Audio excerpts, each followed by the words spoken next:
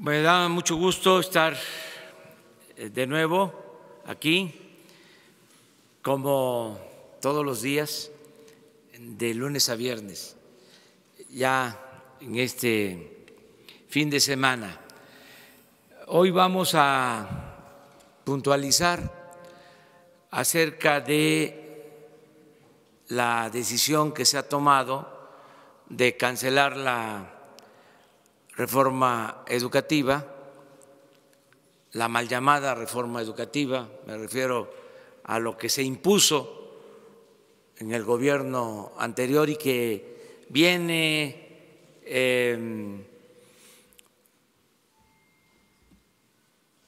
promoviéndose desde que se inventaron en el extranjero las llamadas reformas estructurales,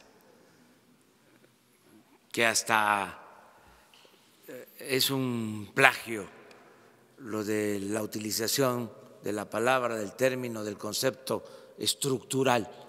Cuando nosotros estudiamos en la ciencia social, lo estructural era lo profundo, era lo que permitía cambiar una realidad de opresión, de injusticia, por algo nuevo, por algo justo. Estos tecnócratas neoliberales corruptos se apoderaron del término, del concepto estructural, y podría uno pensar que es algo bueno cuando en realidad las llamadas reformas estructurales no son más que políticas de pillaje y de privatización, como lo hemos visto ya en varias ocasiones. Entonces, estas políticas que se definen en el extranjero se aplican en México, se aplican casi en todo el mundo. Son recetas y es reforma energética, reforma fiscal, reforma laboral, reforma educativa. Es una agenda impuesta desde el extranjero para que gobiernos subordinados las apliquen. Entonces, a esa reforma educativa me refiero, eso que fue impuesto, que llevaba el propósito de la privatización de la educación.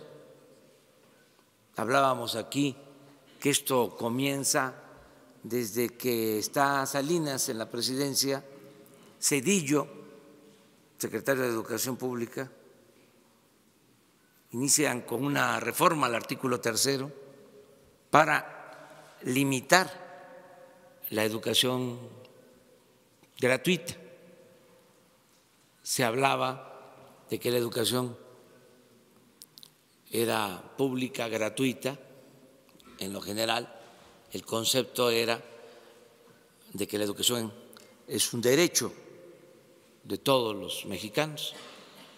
Y entonces ahí en esa reforma se acota, se limita la educación gratuita al nivel básico y se deja al mercado la educación media superior y la educación superior. Ahí empieza la historia. Bueno, luego, como sucedió en el gobierno anterior, se profundiza con todas estas llamadas reformas estructurales y llegan al extremo de querer imponer lo que llaman reforma educativa por la fuerza y con una campaña de desprestigio al magisterio que nunca se había visto en el país. Se le respetaba a nuestros maestros y de repente se les degrada, se les humilla, se les culpa de que por ellos es mala la educación en México, se polariza, se vuelve un asunto político, ideológico, hay incluso campañas pagadas en medios de información para imponer la reforma educativa. Y es un asunto hasta de sentido común cómo se lleva a cabo una verdadera reforma educativa sin los maestros. ¿Quién es el que transmite el conocimiento en el aula? Pues el maestro. Entonces, todo esto se decide por parte nuestra cancelarlo, porque no beneficia, al contrario, perjudicó la educación. A eso se debe que se envió a la Cámara de Diputados y de Senadores, al Congreso, una reforma al artículo 3 y a otros ordenamientos legales para cancelar la mal llamada reforma educativa y fortalecer el derecho que tienen los mexicanos a la educación pública, que la educación no sea un privilegio, sino un derecho, y que el Estado tenga que garantizar la educación pública, gratuita, de calidad en todos los niveles escolares. Esto es lo que se está planteando, lo asumimos desde la campaña, lo defendimos en contra de viento y marea, hasta en los debates. Fui muy cuestionado por eso, por los conservadores. Ya saben cómo fueron esos tiempos que se hablaba que nosotros queríamos que se regresara a la venta de las plazas. Tuve que decir que el único que vendía las plazas era el que estaba en ese entonces de secretario de Educación, porque en efecto cuando fue gobernador de un estado vendió la Plaza de Toros de ese estado. Pero en fin, ahora que se logra iniciar una etapa nueva en lo que llamamos postneoliberalismo, hay quienes también con una postura muy conservadora, aunque aparentando ser radicales, porque hay mucha simulación en todo esto, hablan de que lo que estamos proponiendo es más de lo mismo. Y entonces ese me parece una exageración. Entonces le quiero enviar un mensaje a todos los maestros de México para informarles, porque lo que me interesa es que las maestras, los maestros en activo, jubilados, sepan que estamos cumpliendo nuestro compromiso, para que no haya manipulación, porque hay grupos de intereses creados. Siempre he dicho que la extrema derecha y la extrema izquierda se tocan, se juntan y pues no quieren que se lleve a cabo la transformación, apuestan a que fracasemos. Y en el caso de los que se presentan como radicales, quisieran que falláramos para señalar, ya ven, son lo mismo. Esto lo hemos padecido de tiempo atrás, cuando llamaban, por ejemplo, a no votar, porque todos éramos iguales, nos querían meter a todos en el mismo costal. Era una estrategia con ese propósito. Varias veces tuve que decir que no éramos lo mismo, que me podían llamar peje, pero no era yo lagarto. Y ahora es parecido. Ahora que toman la Cámara,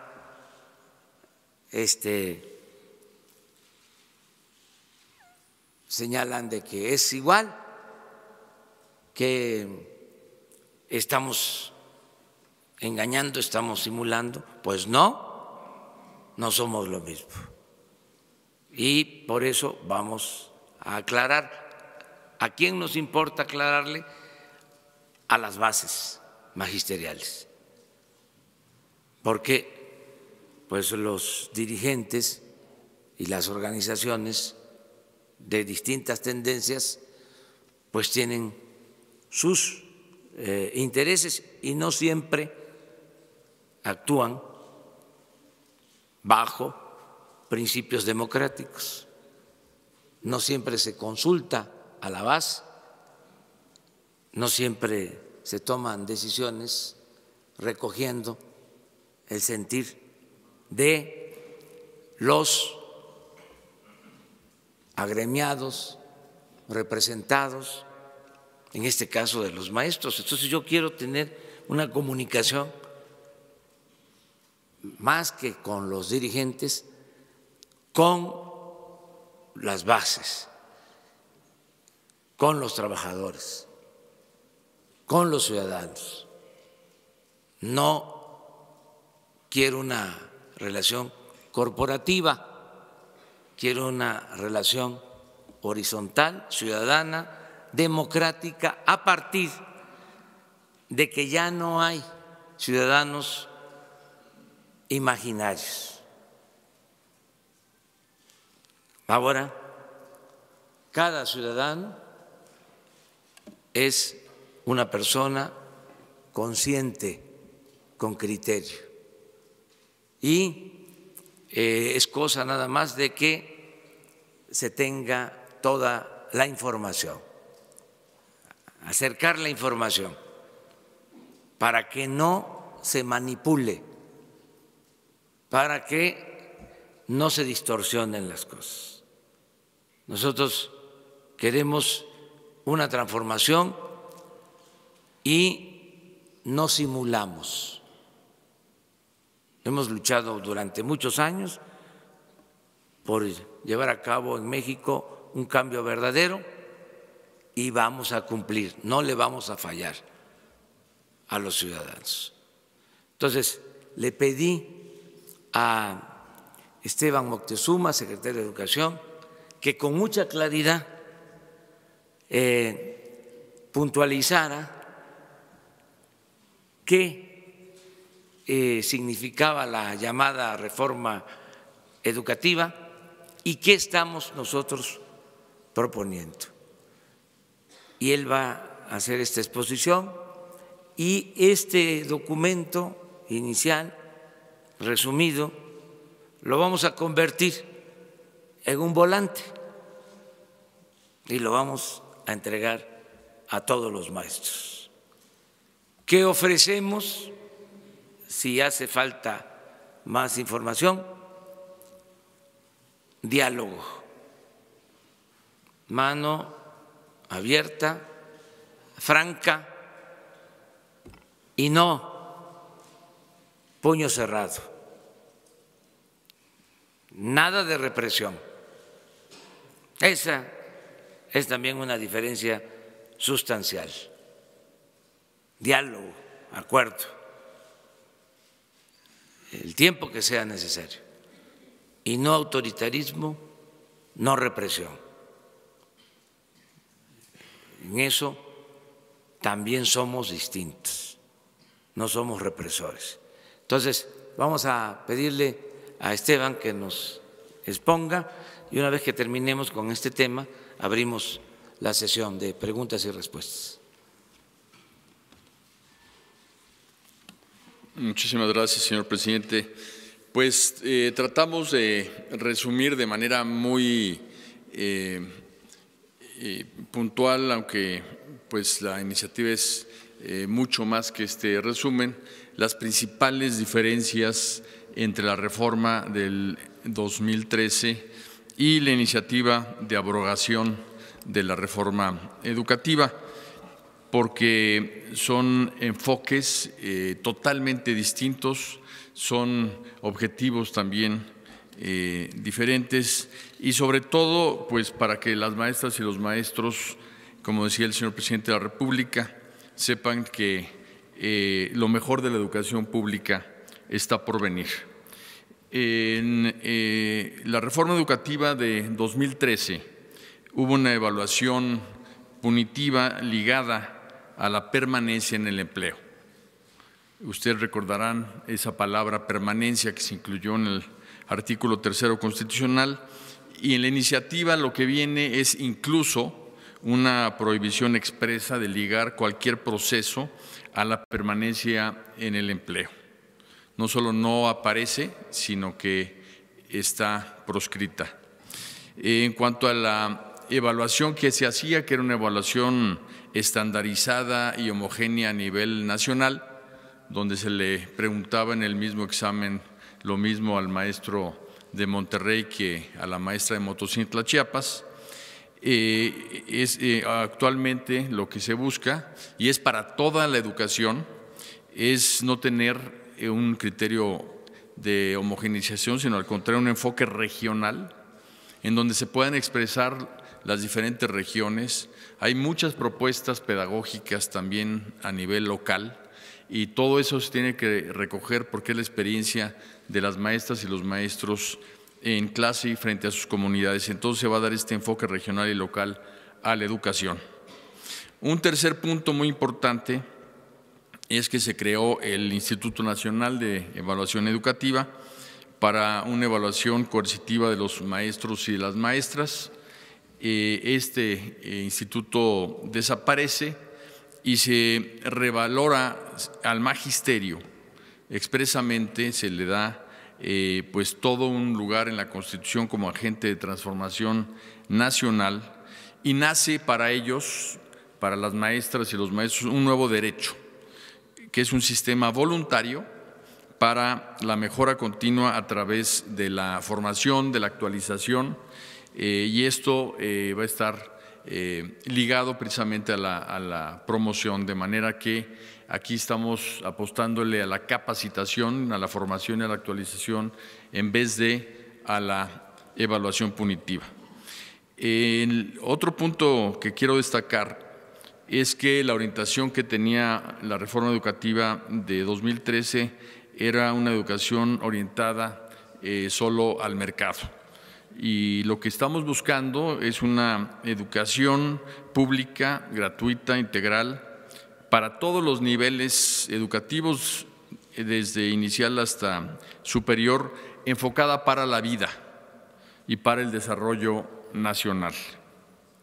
Se creó en la reforma del 13 el servicio profesional docente y se creó de una manera impuesta por la autoridad, y ahora lo que estamos proponiendo es un sistema de promoción de las maestras y maestros que se creará con la participación de ellos con escalafones vertical y horizontal.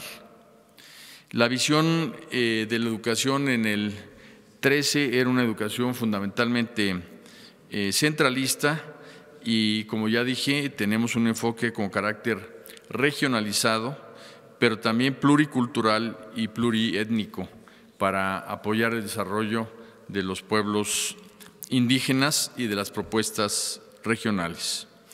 Un tema muy importante es que en la reforma educativa del 13 hubo una invasión de derechos y se afectó la certeza y la estabilidad laborales. En esta iniciativa se garantizan los derechos laborales y la estabilidad en el trabajo. El anterior gobierno, además, creó todo un sistema perverso que ni él mismo cumplió y le dio la vuelta a la propia reforma con muchos recursos por debajo de la mesa, burlando incluso la ley que ellos mismos emitieron. Este es el caso de Michoacán, por ejemplo, en donde vimos que pues se le daba la vuelta a la contratación de maestros que no pasaban por las evaluaciones que la ley obligaba y tampoco se les daba una plaza derivada del presupuesto, sino se les daba un contrato por honorarios con un recurso fuera del presupuesto educativo y más vinculado a subsidios. Por eso es que queremos transparentar las plazas y recursos para fortalecer la lucha contra la corrupción.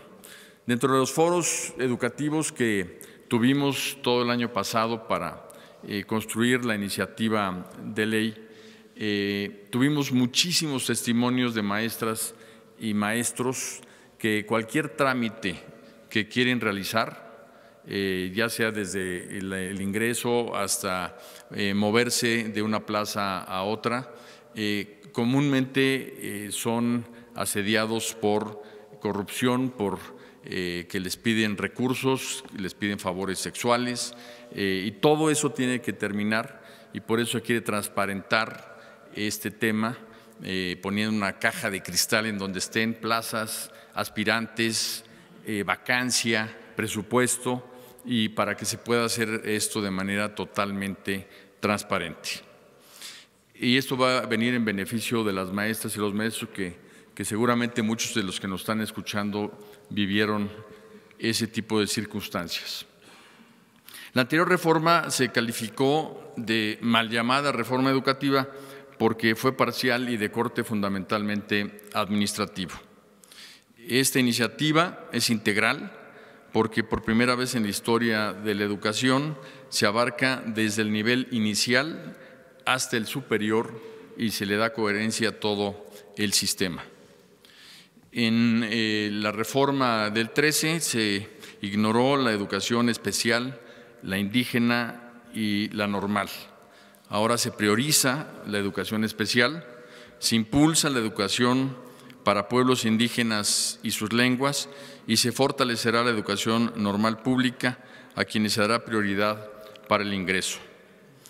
La anterior reforma solo alude a la calidad, pero no hay calidad posible sin equidad. El énfasis que se le está dando en la iniciativa del señor presidente a la educación es una educación con equidad que se constituye como uno de los nuevos principios pilares de la educación pública. La reforma del 13 ignoró la educación superior y aquí, además de garantizar la autonomía de la educación superior, se crea una educación superior obligatoria y se sientan las bases para evitar el rechazo y lograr que los aspirantes a las universidades tengan opciones para que la cobertura alcance para todos. Un tema muy importante es que el énfasis del modelo anterior se centró exclusivamente en lectoescritura, matemáticas y ciencias.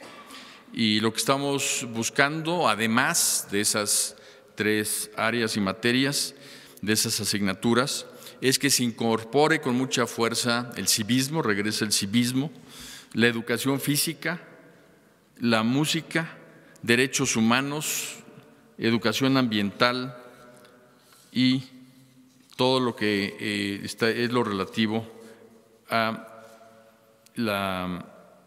el medio ambiente. En cuanto al último punto que quiero destacar, es que desde el punto de vista del Gobierno de la República se llegó incluso a la represión para imponer la reforma educativa del 2013 y ahora se tiene un diálogo permanente, un diálogo profundo e incluyente con maestras, maestros y sus representantes. Ese es un resumen de la enorme diferencia que hay entre una propuesta y la otra. Muy bien. Pues esto era para informar a maestras, a maestros. Yo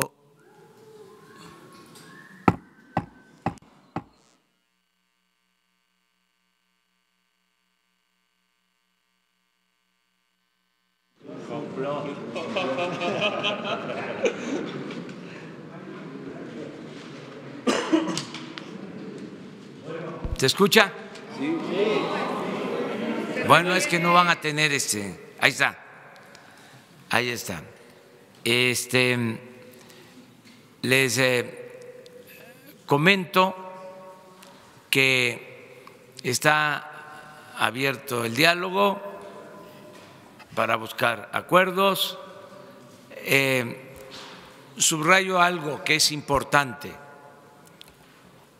Cuando inicia toda la estrategia de anular la educación pública y gratuita, se empiezan también a desmantelar las escuelas normales,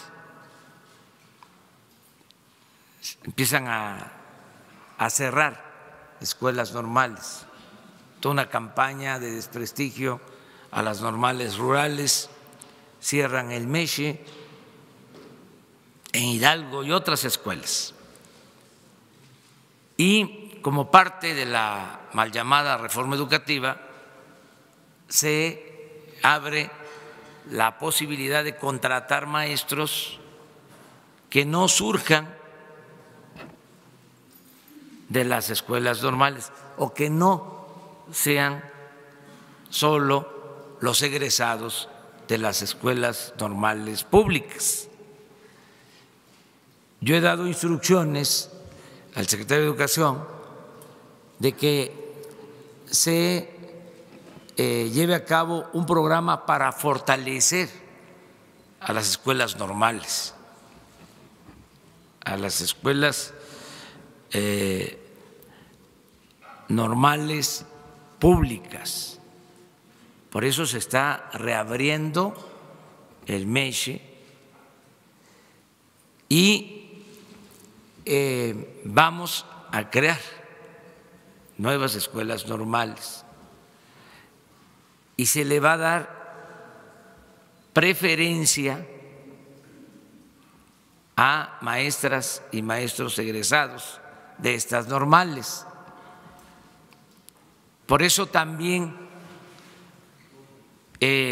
no es para nosotros indispensable lo de la llamada evaluación, porque si se fortalecen las normales, pues los maestros van a salir bien preparados para poder desempeñar su trabajo educativo. Eso por lo que tiene que ver con la calidad de la enseñanza. Y también al tenerse como población objetivo preferente a los maestros surgidos de las normales públicas, ya no hay problema en cuanto a los procesos de ingreso para ser maestro,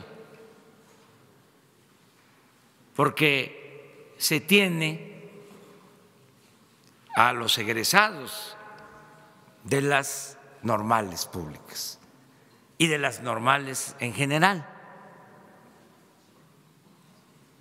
No hay ningún problema en cuanto a que entre gente que no tenga formación, capacidad para ser maestro solo por influyentismo o porque compren las plazas. Esto también es importante que los maestros lo sepan, que se van a fortalecer las normales. Esta es una información adicional. Y ahora sí, quedamos ayer en 3. Acuérdense que la mentira es conservadora, reaccionaria. La verdad es revolucionaria, transformadora.